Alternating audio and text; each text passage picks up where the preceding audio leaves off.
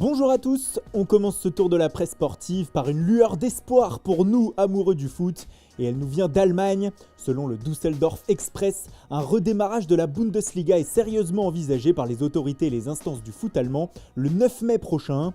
Alors que certains clubs du pays ont fait reprendre l'entraînement à leurs joueurs de manière individuelle et depuis quelques semaines déjà, la question se pose légitimement car en Allemagne la situation vis-à-vis du coronavirus s'améliore et surtout le pays est en capacité de tester énormément de personnes par jour.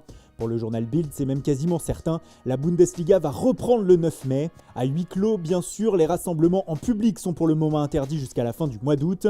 En France, aucun consensus pour le moment sur la question et selon l'équipe qui fait de l'ironie ce matin, le foot français se déchire sur la question de la reprise.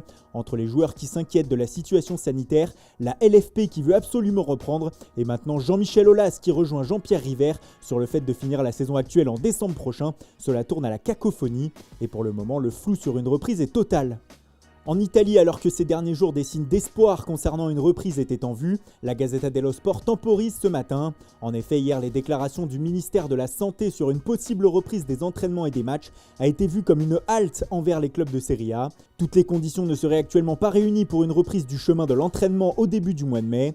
Et après ces déclarations, le Quotidiano Sportivo rappelle ce matin que la situation est même pire que ça pour le championnat italien. En effet, 8 clubs de Serie A ne voudraient pas reprendre et voudraient que la saison soit arrêtée, soit quasiment la moitié des clubs de la Ligue. La solidarité des écuries italiennes sur une reprise s'est donc fissurée.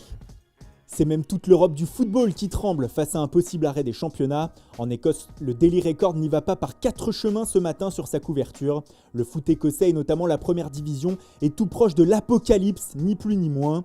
Comme en Italie, un espoir de reprise à huis clos était présent ces derniers jours, mais le gouvernement, par la voix de sa première ministre, Nicola Sturgeon, a laissé entendre hier que le foot pourrait ne pas reprendre tant qu'un remède n'a pas été trouvé.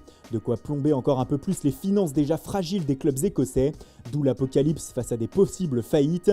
Pour le journal portugais A Bola, il va tout simplement falloir s'adapter à un nouveau football, des entraînements individualisés pour les joueurs, des huis clos et même des matchs sur des terrains d'entraînement. Toutes les idées pour éviter une propagation sont sur la table, comme à Barcelone, où selon Sport, le Barça pourrait décider de laisser fermer le Camp Nou au public jusqu'en 2021. Autant dire que si la saison reprend cet été, le stade des Blaugrana sonnera bien creux lors des matchs à domicile. Le Real Madrid envisage même d'aller plus loin. Comme le rapporte AS ce matin, les merengues étudient la possibilité de jouer leur rencontre à domicile au sein de leur centre d'entraînement de Valdebebas, appelé désormais Stade Alfredo Di Stefano. Du Bernabéu au Di Stefano donc pour le club coaché par Zinedine Zidane. La requête a en tout cas été faite à la Ligue et à la Fédération. Même information en une de Marca. Le quotidien explique que cette possibilité pourrait aussi accélérer les travaux de rénovation du Santiago Bernabéu pendant ce temps. Et surtout, cela éviterait certains coups d'ouverture d'un stade qui resterait désespérément vide, les matchs se disputant à huis clos.